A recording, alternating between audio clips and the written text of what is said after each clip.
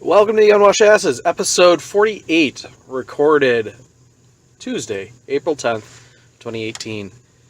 The fuck's been going on? A lot of good stuff, I hope. I hope everybody's doing well. I don't have confidence anymore. There's no way to beat around the bush or say it any other way. They're like, well, yeah, you haven't been releasing episodes, so we figure you're going through something, but we don't want to write in. That's a lie. We've had people writing in, and I'm super pumped about it. Before we get to that, though, yeah, it's... I'm getting real self-conscious. Like, I have all these ideas and everything I want to talk about, and then when the time comes to actually sit down and record, I just feel like an asshole.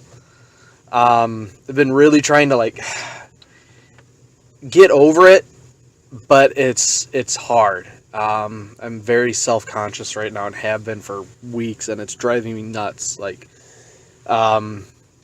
even just streaming fucking video games where there is no camera pointing at me, I feel dumb. Like, why would anybody listen to this shit? And at that point, I have to think to myself, well, everybody and their fucking brother's got a podcast now. It's the cool hip thing. It's not that difficult. You know it's not. So who gives a shit? Why not just throw it out there and then, get what you get? It's not fair to those, few dozen that do download and listen, and I thank you very much for doing that, but I can't help but feel like some obnoxious cunt. Like, just that I'm an asshole who's spewing forth a bunch of bullshit. And maybe that's the trick. It's not to spew forth bullshit, but to actually invest my time, do a little bit of research, get some show notes together, and make sure that I'm putting out the best quality product I can. But it's hard. I feel like just an asshole, and I'm having a real hard time shaking it. I look at things like, fucking ASMR, where people are just sitting in front of a camera eating pickles, talking real quiet, getting all close to the mic like this, and talking very quietly. And it's fucking annoying. It's so goddamn pretentious. I found out, we went onto a little nostalgia rabbit hole the other night, watching intros to old kids shows from the 80s and 90s, like Salute Your Shorts, Hey Dude, Pete and Pete, Rocko's Modern Life, Care Bears, shit like that. And find out, during that dive into the rabbit hole, the guys who play Pete and Pete have a fucking podcast. Of course they do. And it makes me think of Macaulay Culkin, who's got a fucking podcast. And goddamn, the fuck is his name? Zach Braff now has a TV show on NBC or some shit. Alex Inc. Meet the typical middle-aged white guy who's not happy in his life and career. Decides, you know what? Instead of buying a fast car, divorcing my wife, and hooking up with a mistress, let me quit my job and then start up a podcast documenting everything. Enjoy the hilarious antics of a socially awkward fella who's just trying to do right by him by being a good person. Fuck that. And then you got, at the end of Smodcast, Kevin Smith's show, one of his 80 shows, they're doing commercials for the fucking Osbournes, doing their own podcast. It's... oh. And this is why I feel like an asshole. Because it's like, the fuck's the point in doing it if everybody and their brother's doing it? But I got into the game so late, I can't act like, I feel like I'm acting like a pretentious hipster douche while trying not to. And it's pissing me off. Because I consider the shows I listen to, they don't give a shit. They're able to plow through it. There's wildly different formats. You got the morning stream over to Bill Burr's Monday Morning Podcast, and wildly different formats. Some are very scripted. They have, bits and segments that they do. And then you've got others where, it's rambling. It's going through what they did the past week. And there's different audiences for different people. And it's not, at this point, it's not growing an audience. It's actually working up that confidence to talk in front of people again. Because it's not a thing of, oh, nobody's listening. I know you're listening. And I'm so uncomfortable in my own skin right now that it's killing me. Like last week, I tried to record during the regular segment, and I've been investing into a decent setup. Now that I'm a little bit more, financially stable, went ahead, got a decent microphone, got a boom arm and a pop filter, and actually built a backdrop so you guys don't have to look at my living room anymore. And took a look at my lighting situation. Like, I did the research, I spent the money, I put it together, and I am terrified to use it. And I need to get over that because I've done it before. We're an award-nominated show. As much as I hated that entire process and how it turned out, mostly because I didn't win. I'm a bitter, jaded bitch. If I did win, I would be bragging. Award-winning podcast. Now I have to do the participation trophy of award-nominated podcast. I'm capable of doing the work. I'm capable of making it happen. It's not a problem with that. It's just getting out of my own head. Getting out of my own way. There's this asshole version of me that's standing in my path saying, nope, don't do it. They're not going to like you. You're not good enough. You don't have good enough topics to talk about. No one gives a shit about what you think. Your voice is dumb, and you do things inconsistently. You're why even waste your time? And I need to say fuck you to that guy and get him out of my way. And that's why I'm recording this from my fucking truck while I've got a little bit of downtime, because if I wait till 9 o'clock, next week, Monday, it's not going to happen. It's not going to happen. I have to do it now. I have to get the content out now. I need to stop worrying about, here's a regular schedule. I need to make sure I talk for an hour. I just have to get it out and done. Because how does Jake the dog say it? Sucking at something is the first step to being kind of good at something. If I don't try, if I don't do it, it's not going to happen. And I'm not going to get better. I'm not going to get more comfortable. And I'm not going to get back into the flow of things. Like the end of last year, I was happy. I wasn't happy, but I was comfortable with what I was doing. We were getting shit done on a weekly time. And I've been working really, really hard with this habit tracking app as far as, making sure I take my vitamin daily and I exercise. And exercise really just kind of like a shitty version of yoga at this point, trying to get flexible again.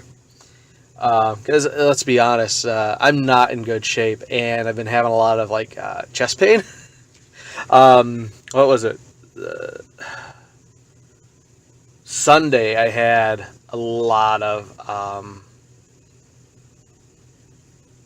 I was working out east, and I got done eating lunch, and I just could not catch my breath.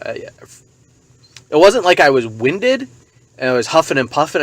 I couldn't catch my breath. I wasn't breathing easy, and I had this pain in my chest, like something's just like the Hulk reached into my chest and was gripping and squeezing, and just it hurt. It wasn't like something sitting on my chest, like they say the classic symptoms of a heart attack, and I couldn't feel like shooting pain in my arm. Just my chest hurt, and I had a hard time breathing.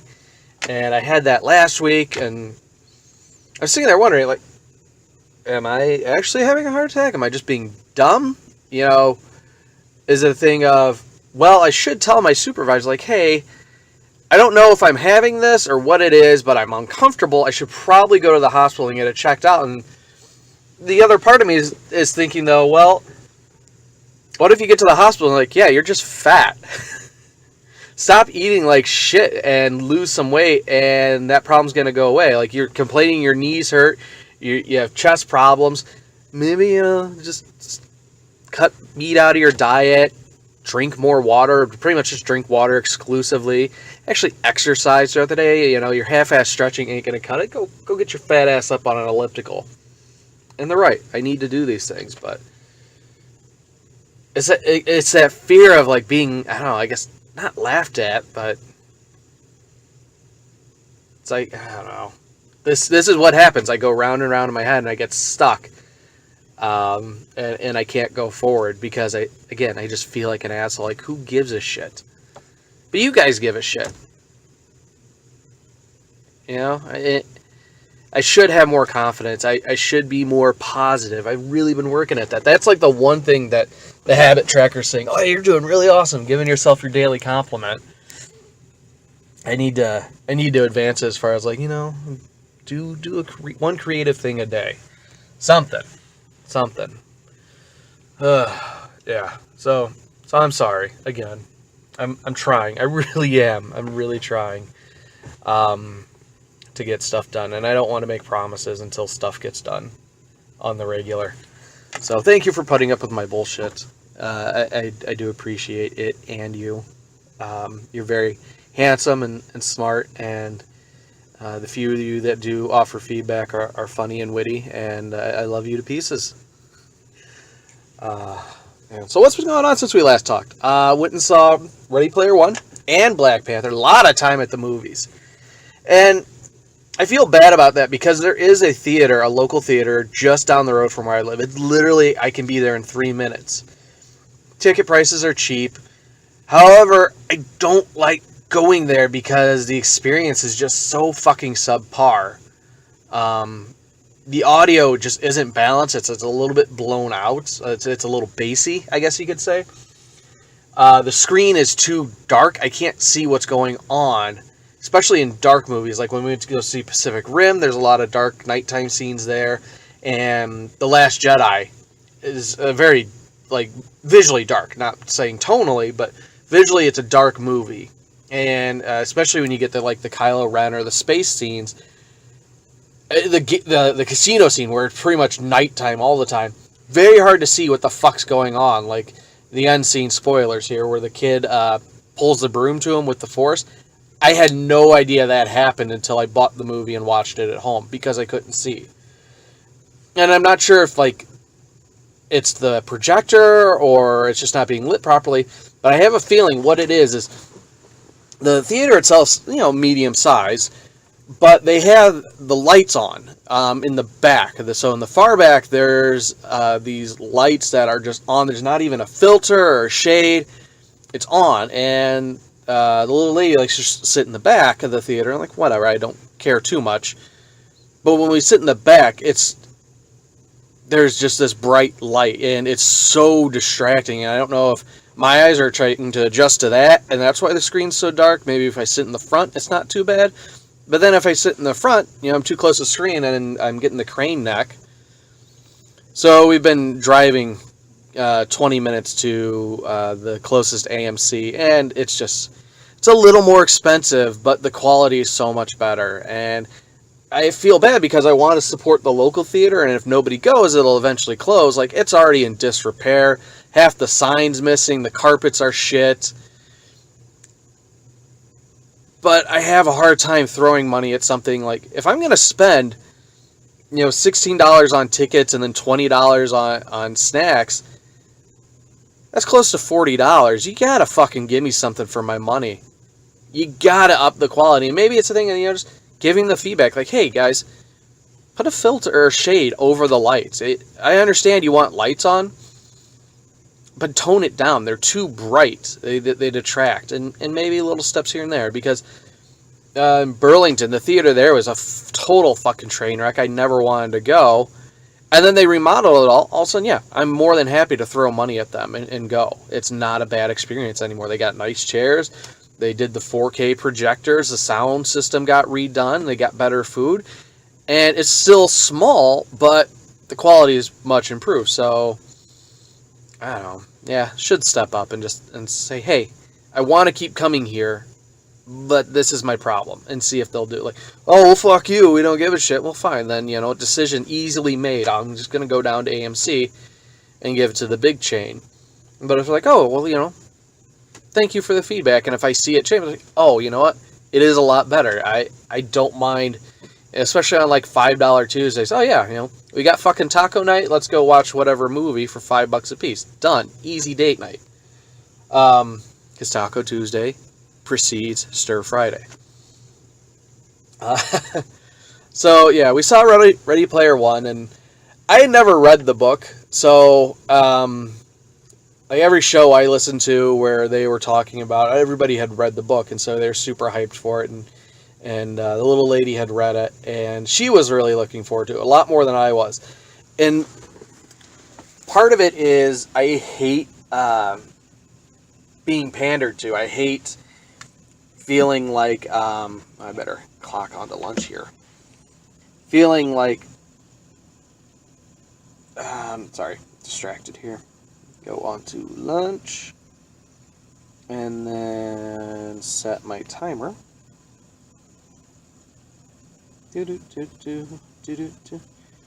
Okay, sorry. No, I when you grew up as a nerd or a geek, somebody who's into comics and video games and action figures and everything that entails, and to see it become popular, I'm bitter. I feel like all of a sudden it's cool to like these things, but only because, you know, the media giants have deemed it so. And, it could be a triumph story of, the geeks won, whatever. But when, like, the triumph of the year, when we have fucking Kelly Ripa talking about Ready Player One and all the references, and they don't understand what's actually happening in it, they're just talking about it because they know it's going to get them ratings. And there's such a big marketing campaign to you like video games, you're going to love Ready Player One. It's infuriating. Kind of like the same way Alex Inc. is like, everybody listens to podcasts. I know you like Two Dope Queens and Smodcast. You're gonna love Alex Inc. Like, fuck you.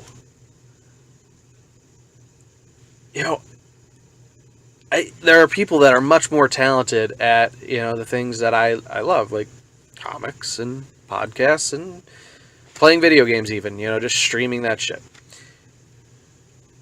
That when these corporations step in and try to milk it, like, there's this thing we know you like. It's kind of a grassroots thing, like, people who used to operate ham radio stations out of their garage. It's essentially what podcasting is now. Like, we're gonna fucking, come in and like, hey, give us money, and we're gonna talk about the thing that you like already.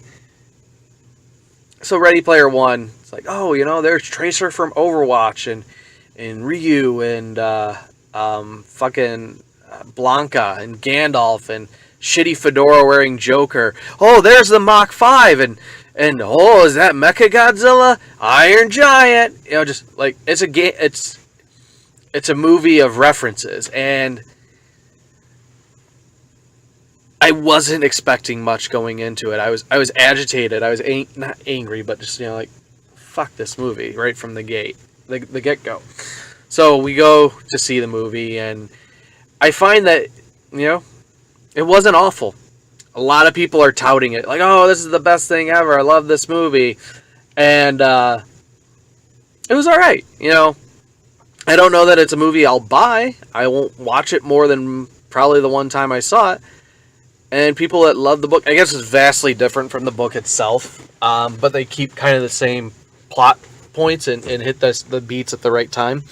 That, you can go into it without reading the book and still have a good time. And those that, did read the book, it's like, it's so totally different. You can't really fault it for what it decided to do. Like, they didn't do this scene right, or why was this cut out? It's like, no, they just redid it all. While still keeping the same tone, and it worked apparently. But I don't know, it's enjoyable, but it's middle of the road. It's average. There's a lot of switching between the Oasis, which is the virtual world, and then the real world, and because it is a virtual world, the CG effects work. Like, you have super realistic looking characters, and then you have more cartoony looking characters, and it works because it's all based on whatever the person's aesthetic is. You can have the super realistic Mortal Kombat 10 Goro talking to this big-eyed, blue tinted hair, anime-ish looking guy, and it works. And I think it will hold up in the long run. Sometimes you look at older movies like Speed Racer, where the CG is starting to not look as good, or even the de-aging of Jeff Bridges as Clue in Tron. It starts over the years, you're like, it doesn't look as good as I thought it would. But when you consider that it is a game, it's a virtual reality, it's going to work to the movie's benefit. You know, kind of how like WoW has cartoony looks. Like it rolled into, oh yeah, we have a very cartoonish appearance. So the game ages a lot better than other games like, you know, fucking City of Heroes, where like, okay, we're going to make things a little more realistic, but then, you know, 10 years down the line, like, okay, this game looks like shit. There's a lot of nostalgia here, but it looks like absolute ass. But no, I mean, it hit a lot of the tropes as far as like trolls and this player versus that player, and it's all right. Like it felt familiar.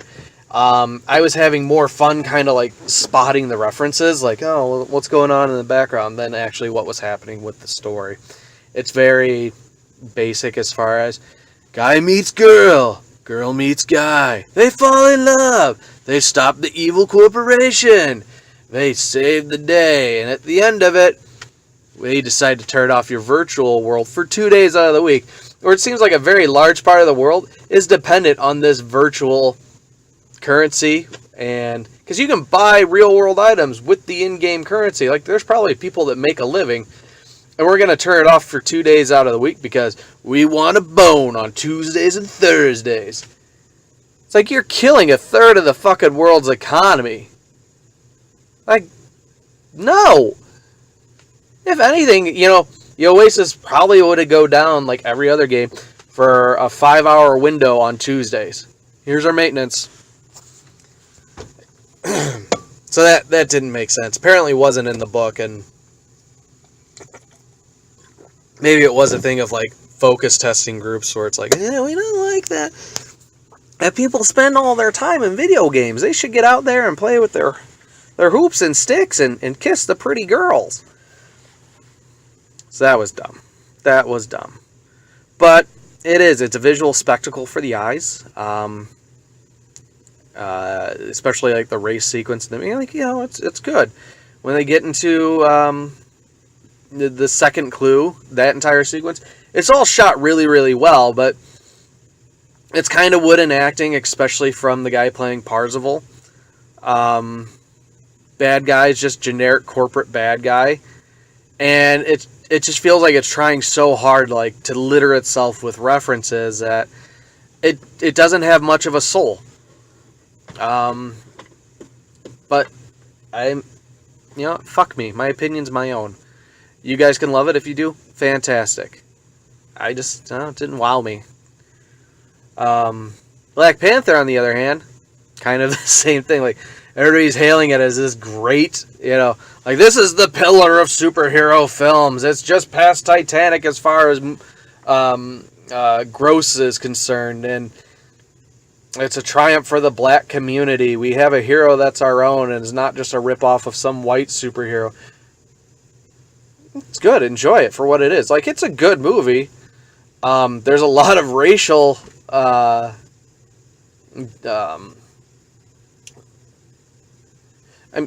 okay, so spoilers. The movie's been out for weeks now, but Killmonger wants to rise up and arm impoverished black people to take over the world under the colors of Wakanda. Little racially charged there. And I get it. Black folks have had, the shit end of the stick for pretty much forever. But it seems like a very dangerous message to put out there, especially in a time where we have a shitty terrorist attack every other week in America. Like, let's not radicalize the youth anymore. Let's not give them a hero that they kind of can look up to, even though the guy has fucking Killmonger in his name. It is his name, but let's not give these kids anybody to kind of rally behind. Fuck. So I've been sick. Not sick now, but I had been for like a really long fucking time. So I didn't get a couple shows recorded. I lost my voice. I could not talk above a whisper, and even then my voice would still crap out. So 2 weeks ago I tried, not 2 weeks ago, last week I tried to record and my voice still was not working. I got like a half hour in, and then, my brain got to me like, yeah, you're dumb, this is dumb. And then my voice was going out, but it's going out now too.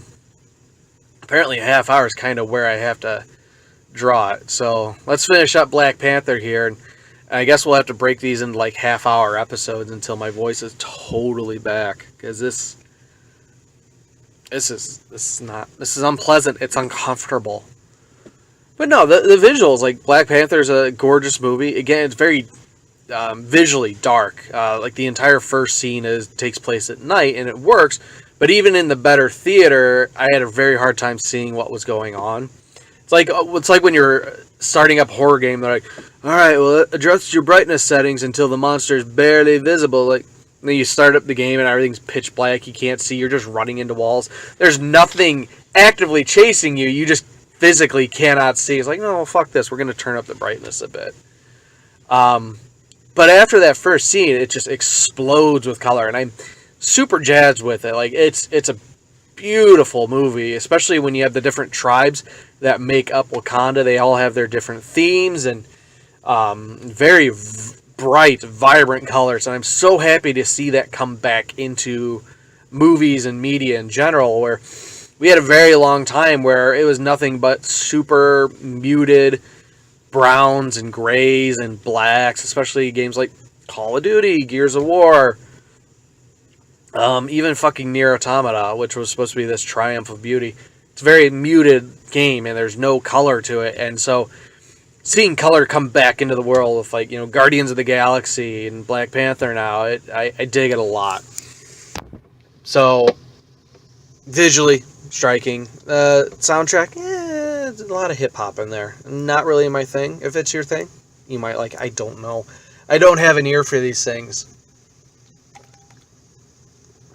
I'm really into fast, angry music at the moment.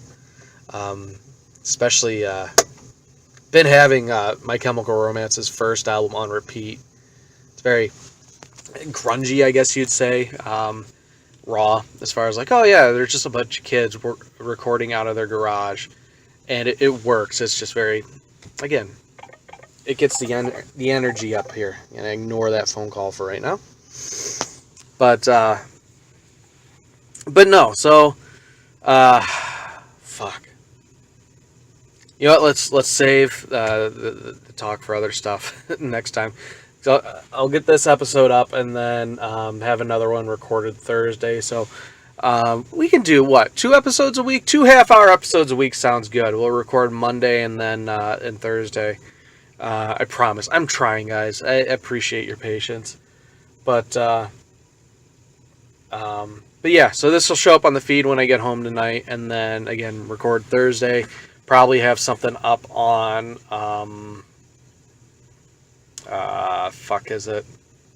Friday morning then, and we'll keep talking. We'll keep talking, guys. We'll get through this.